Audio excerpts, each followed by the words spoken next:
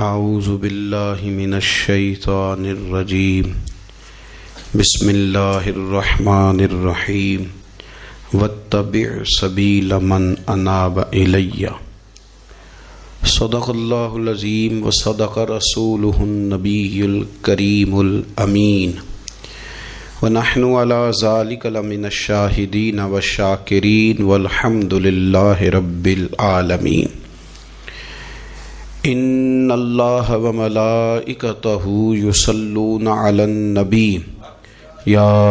ایہا الذین آمنوا صلوا علیہ وسلموا تسلیما۔ الصلاۃ والسلام علیک یا سیدی یا رسول اللہ وعلی آلک واصحابک یا سیدی یا حبیب اللہ۔ الصلاۃ والسلام علیک یا سیدی یا نبی اللہ وعلی آلک واصحابک یا حبیب اللہ۔ حمد و صلاۃ کے بعد 22 جمادی الثانی امیر المومنین خلیفۃ المسلمین، اور یہ غور کرنے والے لفظ ہیں کہ افضل البشر بعد الانبیاء، خلیفہ اول بلا فصل حضرت سیدنا ابو بکر صدیق رضی اللہ تعالیٰ عنہ کا یوم وصال ہے۔ دنیا کے اندر کچھ لوگ ایسے ہوتے ہیں جو ہر معاملے میں قائد اور لیڈر ہوتے ہیں، جن کا درجہ ہمیشہ امامت کا رہتا ہے، جو لوگ دنیا کے اندر ہمیشہ مقتدا اور پیشوا کی حیثیت سے جانے اور پہچانے جاتے ہیں۔ اور دو قسم کی دنیا کے اندر قیادتیں ہوتی ہیں۔ ایک قیادت ہوتی ہے سیاسی، انقلابی، ملی، قومی، ایک قیادت ہوتی ہے روحانی، ایک قیادت ہوتی ہے فکری، ایک قیادت ہوتی ہے اس طرح کی کہ بندہ کچھ کر جائے اور لوگ اس کے پیچھے پیچھے چلیں تو ان کی تربیت ہوتی رہے، وہ یقین کامل کی دولت بانٹتا رہے، اس کو دیکھنے والے، پڑھنے والے، سننے والے جب بھی اس کے قریب جائیں ان کے اندر کو ذوق کی بیدار ہو، جب بھی اس کو سنیں، اس کو دیکھیں تو ان کی طبیعت میں کوئی نیا نکھار ہی پیدا ہو۔ حضرت ابو بکر صدیق رضی اللہ تعالیٰ عنہ کی قیادت کا عجیب رنگ ہے کہ اگر ملی، قومی، عالمی قیادت والے ان کے پیچھے چلیں گے تو انہیں بھی بڑی خیرات ملے گی۔ وہ دلیر لیڈر، وہ دلیر رہنما کہ جنہوں نے منکرین زکوٰۃ کے معاملے میں اور عقیدہ ختم نبوت کے تحفظ کے لیے یہاں تک اعلان کر دیا کہ بھئی یہ کام میں ضرور کروں گا، چاہے میں مدینہ شریف میں اکیلا رہ جاؤں مدینہ منورہ میں، اور جنگل کے درندے آ کے میری بوٹیاں نوچ کے لے جائیں، تو پھر بھی قیادت چونکہ میرے ذمے ہے تو میں سب کچھ قربان کر کے بھی دین متین کا تحفظ کروں گا۔ یہ ہے ان کی وہ قیادت جس کے پیچھے پھر لوگ چلے۔ لیکن ایک تو یہ تاریخ ہے کہ ایک مضبوط اعصاب والے قائد، اور ایک تاریخ یہ ہے بڑے بڑے لوگوں کو دنیا میں وفادار کہا گیا، بڑے بڑے لوگوں کو عاشق کہا گیا، بڑے بڑے لوگوں کو کہا گیا کہ یہ فنا ہے اپنے محبوب کی محبت میں، بڑے بڑے لوگوں کو کہا گیا کہ ان سے بڑھ کے ادب والا کوئی نہیں۔ لیکن تاریخ لکھنے والے اور قوموں کے حالات قلم بند کرنے والے اور لوگوں کو ادب کا، عشق کا، وفا کا پیغام دینے والے جب بھی قلم اٹھاتے ہیں اور وفا کی وہ حد تک جانے لگتے ہیں تو انہیں سب سے پہلے جو نام نظر آتا ہے وہ حضرت ابو بکر صدیق کا ہے۔ وفا بھی ختم ہے، ادب بھی ختم ہے، عشق بھی ختم ہے۔ کوئی دنیا کی تاریخ جس میں ادب لکھا جائے گا وہ محتاج رہے گی کہ اسے خیرات صرف حضرت صدیق اکبر کے دروازے سے ملے گی۔ وفاداری ہو، ادب ہو، عشق ہو، جانثاری ہو۔ یہ لوگ بڑا کچھ دیکھ داکھ کے چلتے ہیں، لیکن اقبال جیسے لوگ کہنے لگے جس بندے نے ختم کر دی ہے بات، ختم بس کر دی کہ اس سے آگے ہماری کائنات ختم ہو جاتی ہے، بس وہ جناب صدیق اکبر کی ذات ہے۔ انہوں نے لوگوں کو بتایا کہ ہماری دنیا شروع بھی مدینے والے محبوب کے قدموں سے ہوتی ہے اور ختم بھی مدینے والے محبوب کے قدموں میں۔ صدیق کے لیے ہے خدا کا رسول اور بس، ختم ہو گئی بات۔ تو حضرت ابو بکر صدیق رضی اللہ تعالیٰ عنہ کی زندگی کو پڑھنا، ان کے احوال کو جاننا ادب والے لوگوں کے لیے، عشق والے لوگوں کے لیے، اتباع والے لوگوں کے لیے، سید عالم میرے پیارے حبیب صلی اللہ علیہ وسلم کے نقش قدم چلنے والے لوگوں کے لیے بڑا ہی ضروری ہے۔ وہ جتنی دیر تک حضرت صدیق اکبر رضی اللہ تعالیٰ عنہ کو پڑھیں گے نہیں، سمجھیں گے نہیں، اتنی دیر تک پتہ نہیں چلے گا کہ حضور کا ادب کیسے کرنا ہے، حضور کی اتباع کیسے کرنی اور محبوب سے محبت کیسے کرنی۔ یہ ضروری کام ہے۔ قرآن مجید فرقان حمید میں اللہ کریم نے ارشاد فرمایا، سورہ لقمان کے اندر فرمایا وَاتَّبِعْ سَبِيلَ مَنْ أَنَابَ إِلَيَّ، فرمایا کہ اس کے رستے پہ چلو، اس کی راہ پہ چلو جو میری طرف رجوع لایا ہے، جس نے میری طرف رجوع کیا اس کے پیچھے چلو۔ علامہ سید محمود آلوسی رحمۃ اللہ علیہ صاحب تفسیر روح المعانی فرماتے ہیں کہ یہ آیت تب نازل ہوئی تھی جب جناب صدیق اکبر نے کلمہ پڑھا تھا۔ آدمی جس لیول کا ہوتا ہے اس کی دوستیاں بھی اسی طرح کی ہوتی ہیں، اور جب کوئی بڑا آدمی کسی دینی اسلامی روحانی زندگی کو اپناتا ہے تو اس کے پیچھے چلنے والے بھی وہ زندگی اپنا لیتے ہیں۔ اسی لیے کہا گیا کہ لوگ اپنے سرداروں کے مذہب پہ ہوتے ہیں۔ حضرت سیدنا ابو بکر صدیق رضی اللہ تعالیٰ عنہ نے کلمہ پڑھا تو صاحب تفسیر روح المعانی ارشاد فرماتے ہیں کہ یہ بڑے گہرے دوست تھے حضرت ابو بکر صدیق کے، جو تاجر تھے نا بڑے بڑے مکے کے، چونکہ جناب صدیق اکبر بھی تاجر تھے، جو تاجر سارے دوست تھے حضرت صدیق اکبر کے۔ کون کون؟ حضرت سیدنا عبد الرحمن ابن عوف رضی اللہ تعالیٰ عنہ، حضرت عثمان غنی رضی اللہ تعالیٰ عنہ، حضرت زبیر بن عوام رضی اللہ تعالیٰ عنہ، حضرت طلحہ بن عبید اللہ رضی اللہ تعالیٰ عنہ۔ یہ سارے لوگ حضرت صدیق اکبر رضی اللہ تعالیٰ عنہ کے دوست تھے۔ حضرت سعید بن زید رضی اللہ تعالیٰ عنہ، یہ سارے لوگ تاجر تھے۔ تو جب پتہ چلا نا کہ ایک بڑے تاجر نے، حضرت ابو بکر صدیق رضی اللہ تعالیٰ عنہ نے کلمہ پڑھ لیا ہے، تو یہ خبر جنگل کی آگ کی طرح پھیل گئی، ہر آدمی تک بات پہنچ گئی، ہر شخص نے اس بات کو سن لیا۔ اب وہ سارے لوگ تصدیق کرنے کے لیے کہ یار بڑا سیاںا بندہ ہے، بڑا سمجھدار آدمی ہے، تاجروں میں اس کا بڑا نام ہے، کاروباری لوگ اسے بڑے قریب سے جانتے ہیں، تو وہ تصدیق کرنے کے لیے سارے لوگ جناب صدیق اکبر کے پاس آئے۔ حضرت صدیق اکبر سے تصدیق اس طرح کی سنی، اس طرح کی تصدیق سنی، اس طرح کی تصدیق سنی کہ پھر سارے ہی مدینے والے محبوب کا کلمہ پڑھ گئے، حضور کا کلمہ پڑھ گئے، بس تصدیق کرنے آئے حضور سے۔ اور نبی پاک صلی اللہ تعالیٰ تیریاں ویکھ کے اداواں تے میں مرید ہی ہو گئی۔ پھر وہ سارے حضور سید عالم آئے تھے تصدیق کرنے۔ سودا لینے کے لیے بازار گئے ہم، پر ہاتھ اس کے بکے جس کے خریدار گئے ہم۔ تو وہ نا حضور کی غلامی میں آ گئے۔ تو سمجھ لیں اس بات کو اور اس پر غور کر لیں کہ نبی پاک علیہ الصلوۃ والسلام کے اس غلام کا یہ حال ہے کہ یہ کلمہ پڑھیں تو مکے کے بڑے بڑے تاجروں میں انقلاب برپا کر دیں۔ اتنا اثر ہوا باقی لوگوں پہ کہ وہ تصدیق کرنے آئے تھے، تصدیق کرنے، اور ایسی تصدیق انہوں نے کی، ایسی تصدیق کی کہ پھر ساری زندگی مدینے والے محبوب کے گن گا کے گزار دی، ساری زندگی حضور سید عالم صلی اللہ علیہ وسلم۔ حضرت ابو بکر صدیق رضی اللہ تعالیٰ عنہ نے اپنی مقدس زندگی کے اندر نبی کریم صلی اللہ علیہ وسلم کی بارگاہ میں وقت گزارا۔ آپ مختلف مقامات پر قرآن مجید کو دیکھیں گے تو حضرت صدیق اکبر رضی اللہ تعالیٰ عنہ کی مختلف شانیں آپ کو قرآن حکیم میں نظر آئیں گی۔ اللہ کریم نے قرآن مجید میں ارشاد فرمایا سورہ بقرہ میں کہ الذین ينفقون اموالهم باللیل والنہار سرا وعلانیہ، فرمایا کچھ لوگ ایسے ہیں جو اللہ کے راستے میں خرچ کرتے ہیں، اعلانیہ بھی اور چھپا کر بھی۔ اور وہ کس طرح خرچ کرتے ہیں؟ رات کو بھی خرچ کرتے ہیں اور دن کو بھی خرچ کرتے ہیں، اعلانیہ بھی، چھپا کے بھی، دن کو بھی، رات کو بھی۔ تو یا اللہ ملے گا کیا؟ فرمایا فَلَهُمْ أَجْرُهُمْ عِنْدَ رَبِّهِمْ،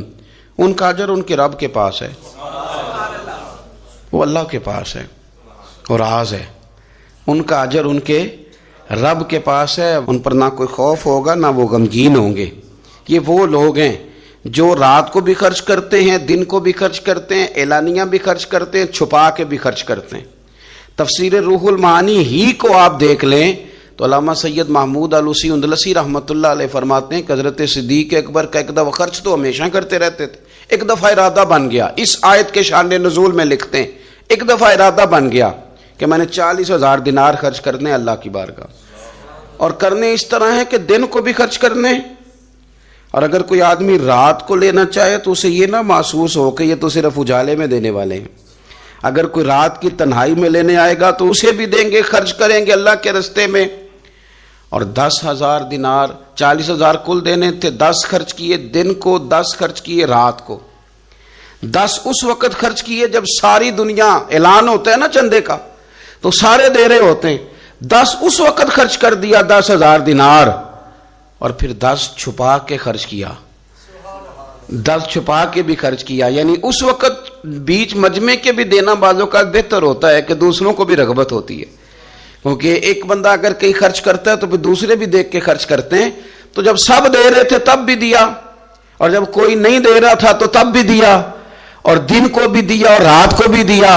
تو رب کریم نے پھر اس کا ذکر قرآن مجید میں فرما دیا۔ تو حضرت ابوبکر صدیق رضی اللہ تعالیٰ عنہ کی حیات مبارکہ کو آپ پڑھیں، اس پر آپ غور کریں، ایک مقام نہیں درجنوں مقامات آپ کو ایسے ملیں گے۔ اسی طرح امام فخر الدین رازی رحمۃ اللہ علیہ تفسیر کبیر میں فرماتے ہیں کہ یہ جو آیت ہے نا، ان الذین قالوا ربنا اللہ ثم استقاموا تتنزل علیہم الملائکہ، بے شک وہ لوگ جنہوں نے کہا کہ ہمارا رب اللہ ہے پھر وہ اس پر قائم ہو گئے تو ان پر فرشتے اترتے ہیں، اور فرشتے کیا کہتے ہیں؟ اللہ تخافوا ولا تحزنوا، خبردار خوف نہ کرو، غم نہ کھاؤ، وَأَبْشِرُوا بِالْجَنَّةِ الَّتِي كُنْتُمْ تُوعَدُونَ، اور خوش ہو جاؤ اس جنت پر، تمہیں خوشخبری دینے آئے ہیں اس جنت کی جس کا رب نے تمہارے ساتھ وعدہ کیا ہے۔ تو امام راضی کہتے ہیں یہ جو کہا نا کہ وہ لوگ جنہوں نے کہا اللہ ہمارا رب ہے پھر وہ ڈٹ گئے، پھر ان پر فرشتے اترے اور فرشتے خوشخبری دینے کے لیے اترے، فرمایا یہ بھی حضرت ابوبکر صدیق کی شان میں نازل ہوئی ہے۔ اس لیے کہ حضرت صدیق اکبر نے اس وقت کلمہ پڑھا تھا جب کوئی اور کلمہ نہیں پڑھتا تھا، پہلے مسلمان حضرت صدیق اکبر آزاد مردوں میں سے پہلے مسلمان،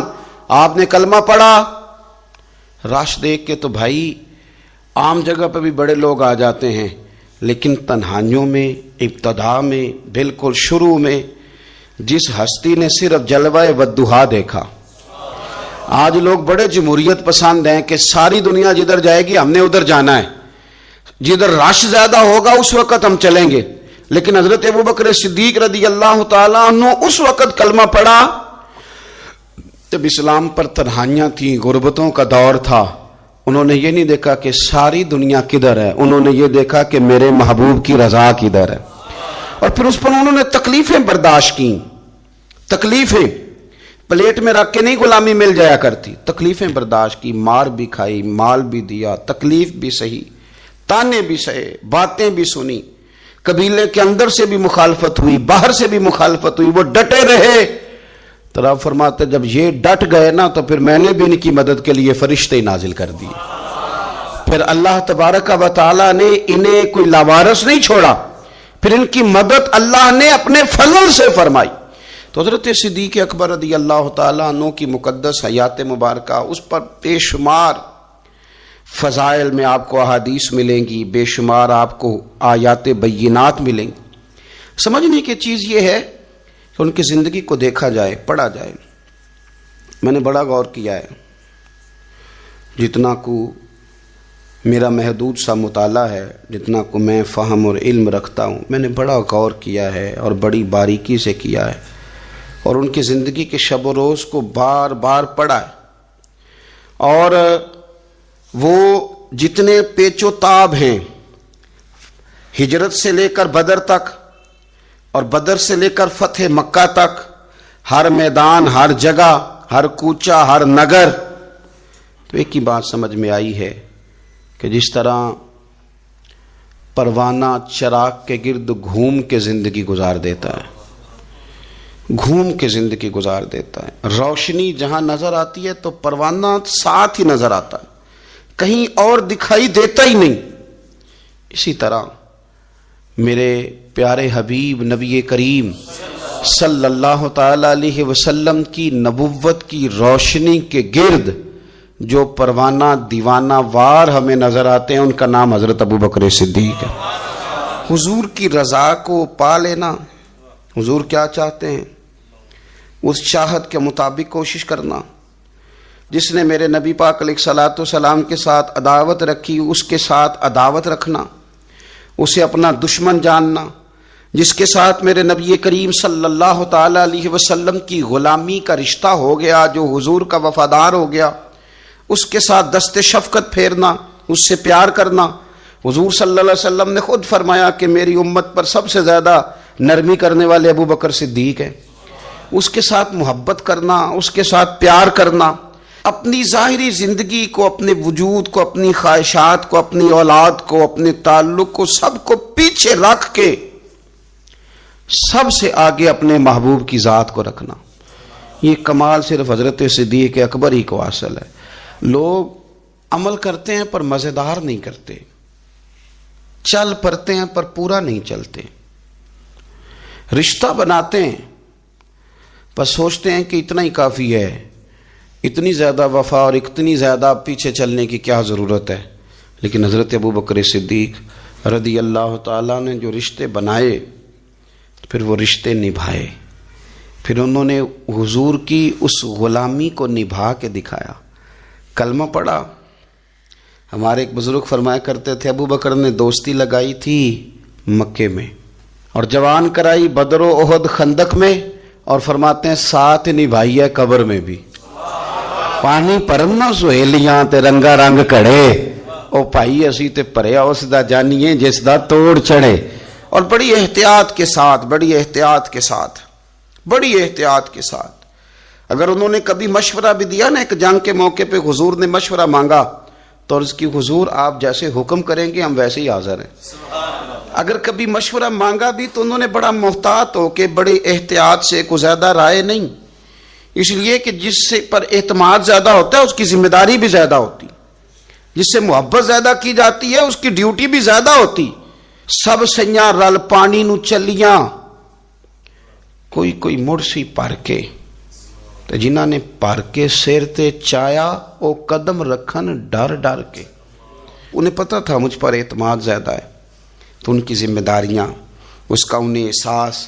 وہ ہر جگہ۔ یار بات کو سمجھو نا، اگر مدینے میں کوئی جنازہ ہے تو ابو بکر صدیق اس میں بھی پہلے نظر آتے ہیں، اگر مریض کی عیادت کرنی ہے تو صدیق اکبر اس میں بھی پہلے نظر آتے ہیں، اگر کسی جگہ کسی غریب کی مسکین کی خدمت کرنی ہے تو صدیق اکبر وہاں بھی پہلے نظر آتے ہیں، اور میرے مدینے والے محبوب نماز پڑھانے کے لیے کھڑے ہوتے ہیں تو صف میں بھی پہلے نظر آتے ہیں۔ انہیں پتہ تھا کہ جنہاں نے پر کے سر تے چایا اور قدم رکھن ڈر ڈر کے، بڑی ڈیوٹی کی، بڑی ڈیوٹی، آخر دن تک ڈیوٹی کی اور کھول کے کی۔ اور حضور سید عالم صلی اللہ تعالی علیہ وسلم کے وصال ظاہری کے بعد بھی حضور کے دین سے، حضور کی اولاد سے، حضور کے صحابہ سے، نبی کریم صلی اللہ تعالی علیہ وسلم کے مشن سے انہوں نے وفاداری والی ڈیوٹی کی۔ ابو بکر صدیق رضی اللہ تعالیٰ عنہ کو جب نور والے کفن میں لوگ تدفین کے لیے اٹھا رہے تھے،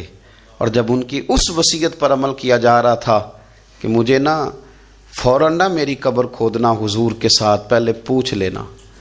پہلے گواہی لے لینا، پہلے او لے سجنا اساں توڑ نہیں پائی، اساں جان دیتی راہ تیرے۔ حضرت ابو بکر صدیق رضی اللہ تعالیٰ عنہ نے اپنی زندگی وفاداری والی گزاری۔ دعا کریں ہم نے بھی جہاں لگائی ہے نا ہماری نبھ جائے، ہمارا نہ کسی جگہ کوئی ایسا معاملہ نہ بن جائے، ہم نہ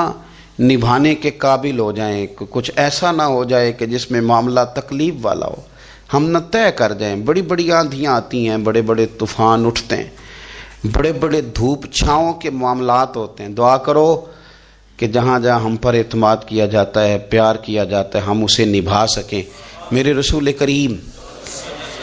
صلی اللہ تعالی علیہ وآلہ وسلم کے اس غلام نے ڈیوٹی اس ترتیب سے دی کہ مشکات میں حدیث ہے، ذرا انداز دیکھیے گا اس روایت کا، ان کی نیکیاں کس طرح گنی جائیں۔ یعنی حضرت ابو بکر صدیق رضی اللہ تعالیٰ عنہ کی عظمت شروع کہاں سے کی جائے، اس عظمت کے لیے عنوان کہاں باندھا جائے،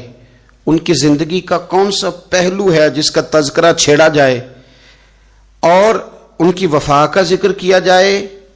ان کی اتباع کا ذکر کیا جائے، ان کی غلامی کا ذکر کیا جائے، ان کے فنا فی الرسول صلی اللہ علیہ وسلم ہونے کا ذکر کیا جائے، کہاں سے بات شروع کی جائے؟ میں نے تفسیر روح البیان دیکھ رہا تھا، یعنی کچھ باتیں ایسی ہیں کہ یہ موقع نہیں تھا یار، یہاں یہ والی باتیں تو نہیں نہ ہوتی. یعنی اماں جب لاڈ سے پتر سے بات کرتی ہے تو روٹین میں کرتی ہے نا، گھر میں بیٹھے کتنا پیارا ہے میرا بیٹا، میرا پتر بڑا بیبا ہے، وہ گھر میں لاڈ سے بات کرتی ہے. جب وہ سفر پہ انسان جا رہا ہو یا کوئی ایمرجنسی حالات ہوں تو اس موقع پر لاڈ کی باتیں نہیں ہوتی، اس موقع پر بڑی میٹھی، بڑی شستہ، بڑی الگ تھلگ باتیں نہیں ہوتی. علامہ اسماعیل حقی رحمۃ اللہ علیہ تفسیر روح البیان کے اندر فرماتے ہیں کہ جنگ بدر کے اندر نا حضرت ابو بکر صدیق رضی اللہ تعالیٰ عنہ کے صاحبزادے، وہ پہلے بھی آپ نے سنا ہوا ہے، بڑی معروف بات ہے کہ وہ کافروں کی طرف سے آئے تھے لڑنے کے لیے، ابھی کلمہ نہیں پڑھتے تھے، بعد میں اللہ نے توفیق دی وہ بھی مسلمان ہو گئے. وہ کافروں کی طرف سے جب آئے انہوں نے للکارا انہوں نے، تو حضرت صدیق اکبر نے نا جلدی سے تلوار اٹھائی اور اٹھنے لگے، کہا یا رسول اللہ مجھے اجازت دیں میں اس کی گردن کاٹ کے لاؤں. تو حضور نے فرمایا ابو بکر آپ بیٹھ جائیے. حضور وہ للکار رہے ہیں. جس طرح والد کو غصہ زیادہ نہیں ہوتا بچے کی کسی غلطی پر، تو کہا حضور میں نے جانا ہے، ابھی اس کی گردن کاٹ کے لاتا ہوں. فرمایا ابو بکر بیٹھ جائیے. حضرت صدیق اکبر کی طبیعت کے اندر جب حضور نے وہ جلال دیکھا اور خیال دیکھا کہ اب تو یہ جانا ہی چاہ رہے ہیں، تو حضور نے پھر کیا انداز اختیار کیا. نبی کریم علیہ السلام نے فرمایا ابو بکر بیٹھ جا، تیری ابھی بڑی ضرورت ہے. فرمایا تیری وجہ سے ابھی ہم نے بڑے نفع اٹھانے. اور پھر حضور نے فرمایا ابو بکر جس طرح میرے لیے میری آنکھیں اور میرے کان ہے نا، جس طرح میرے لیے میری آنکھیں اور میرے کان ہیں، اسی طرح ابو بکر تو بھی میرے لیے یہی حیثیت رکھتا ہے. جس طرح بندہ آنکھوں سے دیکھتا ہے کانوں سے سنتا ہے، اللہ کرے آپ کو سمجھ آئے، آنکھوں سے دیکھتا ہے اور کانوں سے سنتا ہے. فرمایا ابو بکر تو میرے لیے اسی طرح ہی ہے، گویا میں تیری صورت میں ہی تو دنیا کو دیکھتا ہوں. تو عشق میں، پیار میں، وارفتگی میں جو اللہ تعالیٰ نے اعزاز انہیں عطا فرمایا وہ ہمیں سکھا گئے کہ حضور کی محبت میں جینا کیسا ہے، اس محبت کو نبھانا کیسے ہے، اور اس کے اندر تا دم آخری کس طرح کر کے وقت گزارنا ہے. بس شرط یہ ہے کہ سیکھیں، ان سے سیکھیں. جنہوں نے آج تک فیصلہ نہیں نہ کیا کہ وہ کیا ہیں، وہ دیندار ہیں کہ دنیا دار ہیں، وہ شہری تو ہو کے جینا چاہتے ہیں کہ دیہات کے کلچر میں بسنا چاہتے ہیں، وہ طریقت کے راہ کے مسافر ہیں کہ وہ کوئی سیاست. جنہوں نے آج تک فیصلہ نہیں نہ کیا تو جو فیصلہ نہیں کر سکے وہ نتیجہ کب حاصل کریں گے؟ ہم فیصلہ نہیں کر پاتے ساری زندگی، ہمیں پتہ ہی نہیں ہوتا دراصل ہم کیا ہیں. بس زندگی میں جن لوگوں نے فیصلہ کر لیا ہوا ہے نا کہ ہم کیا ہیں، ہم درویش ہیں، فقیر ہیں، صوفی ہیں، ہم دنیا دار ہیں، ہم مال و دولت والے ہیں، ہم سخی ہیں، ہم متقی پرہیزگار ہیں، عبادت کیا ہیں ہم، جنہوں نے فیصلہ کر لیا ہے نا پھر ان کا سفر بھی شروع ہو گیا، ان کا سفر بھی شروع ہو گیا. جب سفر شروع ہو جائے تو پھر کبھی نہ کبھی منزل بھی آ ہی جایا کرتی ہے. لیکن جنہوں نے ابھی تک فیصلہ ہی نہیں کیا تو وہ کس طرح کر کے منزل تک پہنچیں گے. دعا یہ ہے کہ اللہ تعالی ہمیں حضرت ابو بکر صدیق رضی اللہ تعالیٰ عنہ کے طریقوں پر چلنے کی توفیق عطا فرمائے. اللہ ہمیں ان کے رستوں کا مسافر بنائے، ان کی وفاداری، ان کا عشق، ان کی غلامی کے اللہ ہمیں خیرات عطا فرمائے. آخر دعوانا ان الحمد للہ رب العالمین.